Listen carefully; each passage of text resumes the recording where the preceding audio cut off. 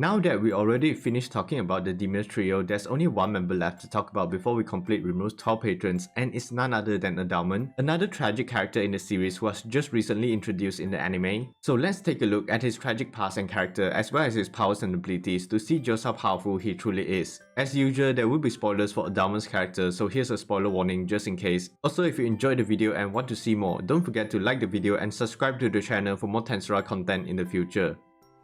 願い聞き届けたまえ。そうだ。私には覚悟が足りなかった。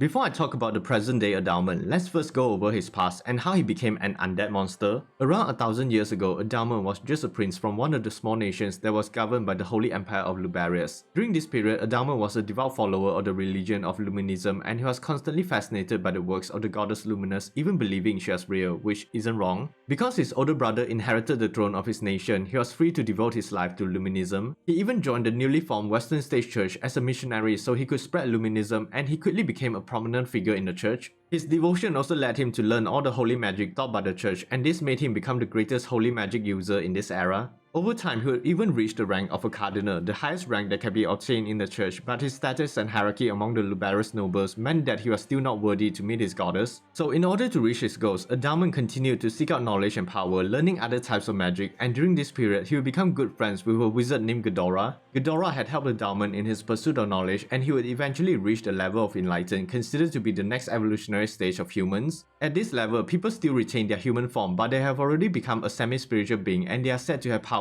that could rival even the Demon Lord seed. However, Adalman did not stop there and continued with his studies, hoping to eventually reach the highest evolutionary stage of the human race, the level of a saint. Sadly, he was betrayed by the very faith he worshipped as the 7 celestial sages saw his rise in power as a threat, so they devised a plan to get rid of him. They summoned Adalman to the inner cloister of the Holy Mountain and ordered him to exterminate an army of undead that appeared in the Great Jura Forest. Oblivious to their schemes, Adalman headed off with his friend Albert, who was an acolyte and holy knight of the church, along with a small expeditionary force of his supporters. When they arrived, it wasn't just a normal undead army awaiting them, but instead it was a legion of undead led by a powerful death dragon. Adalman and his forces managed to defeat the death dragon, but at the cost of all their lives. Ghidorah, sensing that his friend has fallen, casted a secret reincarnation spell to revive him and his forces, but because their souls were already poisoned by the miasma and the malice of the dead, they were reborn as undead monsters instead. Adalman's transformation had caught the attention of the still-alive Demon Lord KAZAREAM, and he was cursed by him, forced to defend the land of the puppet nation Jistav and become the servant of Demon Lord Claimant for 1,000 years.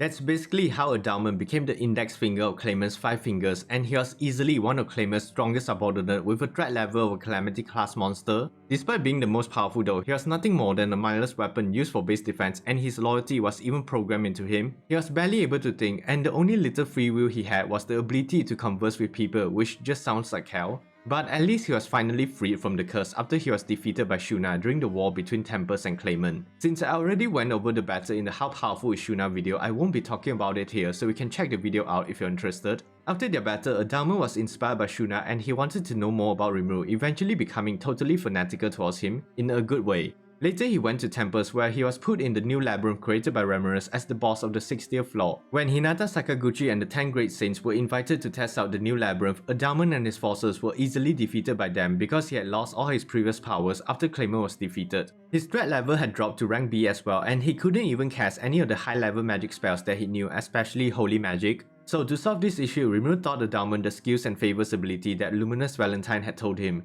What this ability essentially does is allow Adalman to access holy magic again by having him borrow some of Rimuru's powers through the use of his name and believing in him. The ability worked and Adalman was now able to use holy magic, but because he was an undead, the holy magic would damage him whenever he uses it. But with the help of Beretta and his unique skill Reversal, Adalman was able to develop the extra skill Holy Demonic Reversal to overcome this problem. This extra skill was based on Luminous Valentine's Reversal of Day and Night, which allows him to swap between the holy and demonic attribute, making him no longer weak against holy magic. However, there is another problem because Adalman was essentially a spellcaster, so he requires powerful vanguards to protect him, but his friend Albert had also become weaker when Claimant fell, although the solution for him was easier. Since Albert was already quite skilled in battle, all he needed was good equipment, so Rimuru gave him a set of unique great curse equipment to use. With both issues solved, and over the course of a few months, Adalman managed to regain his Wight King powers and Calamity class status after he absorbed Baldoros Magicus. As for Albert, he managed to evolve into a Death Paladin and was now at the Calamity class strat level. He also obtained a new physical body that he constructed with Magicus. Additionally, Adalman brought his pet Death Dragon, which was the same monster that Soe had fought before, over to the Labyrinth to serve as another vanguard, and it possessed a Calamity class strat level as well.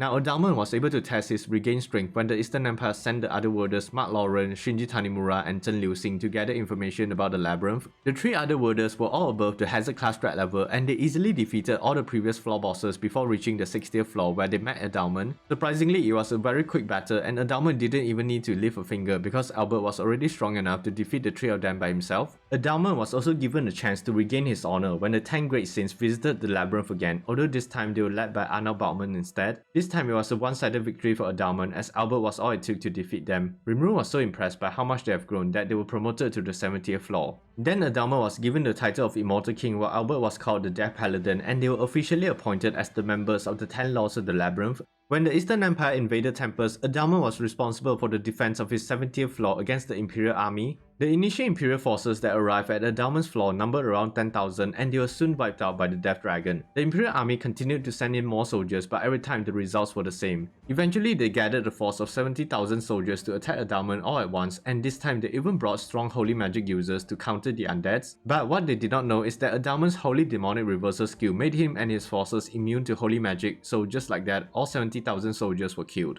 Nearing the end of the Eastern Empire siege, another small group of roughly 100 Imperial soldiers reached the 70th floor looking for survivors, and they had stopped to rest outside the gate of Adalman's domain. Because of his continuous victories against the Imperial army, Adalman was getting overconfident and asked for permission to attack the Imperial soldiers outside. Rimuru gave the order and Adalman confronted the enemies, but after an hour of fighting, only 3 individuals were left standing on both sides, with Adalman, Albert, and the Death Dragon on their side, while on the enemy side it was the Emperor's Imperial Near Guards, Krishna, who was rank 17, Reha rank 94, and finally Bazan, who was rank 35. In this confrontation, Adalman would face Reha in a magic battle, but he was having a hard time defeating her because of her armor that could resist magic like his holy demonic reversal skill. As for Albert, he was fighting against Krishna, another swordsman, and both their skills were quite similar, so it was an even battle. Bazan was the one dealing with the Death Dragon, but because of her regeneration powers, he realized that the only way to win was by targeting Adalman. Although the 3 battles were in a total deadlock, the key to victory rested upon the fight between Albert and Krishna. However, Albert was defeated when Krishna managed to destroy his sword, but it was honestly just down to the equipment because Albert's sword was only at the unique grade, whereas Krishna's one was at the legendary grade. With Albert defeated, the 3 Imperials attacked Adalman together and they won the battle.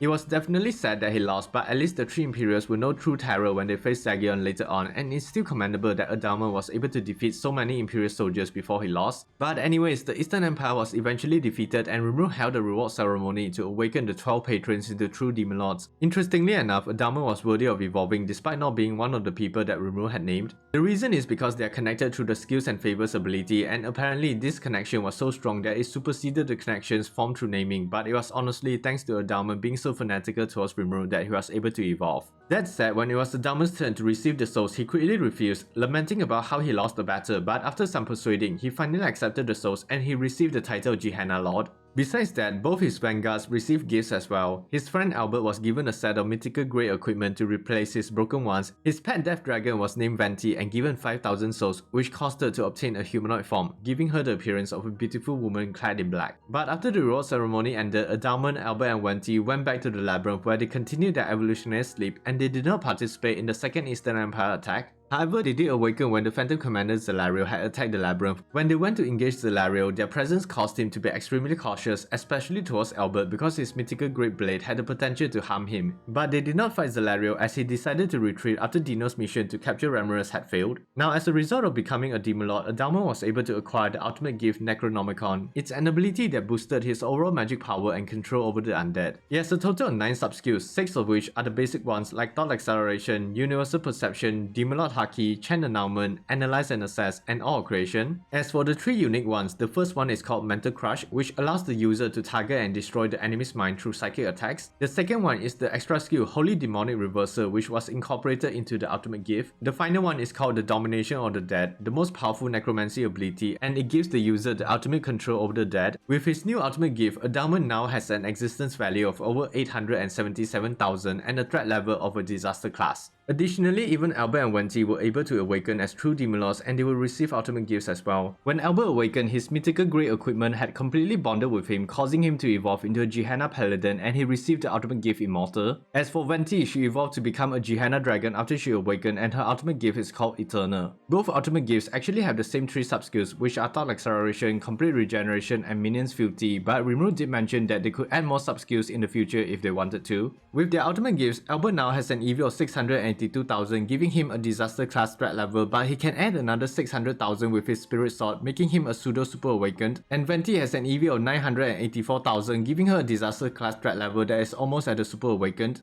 As for what happened afterwards, Rimuru and the Octagram were preparing for the final battle against Phantom King Feltway. Rimuru was ordered by Guy Crimson to reinforce the other Demon Lords with his subordinates because he has a shit ton of true Demon Lords. So Adalman along with his forces and Shion was sent to the Holy Empire of Lubarius to assist Luminous. But beyond that, he was mainly on standby, and we'll probably get to see Adalman and his forces get some action when Volume 20 comes out, so I'll be looking forward to it.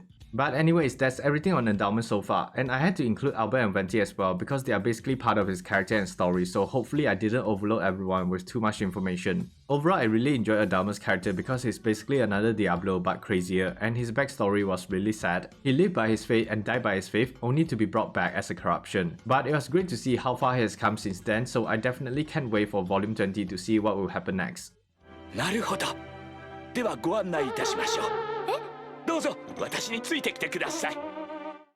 So yeah, what are your thoughts on Adalman, Albert or Wenti? And now that I finished the 12 patrons, what other characters would you like to see? Feel free to leave a comment down below to let me know. If you enjoyed the video, be sure to give it a like, subscribing to the channel and hitting that notification bell to stay up to date with my content. Thanks for watching, and as always, stay safe everyone.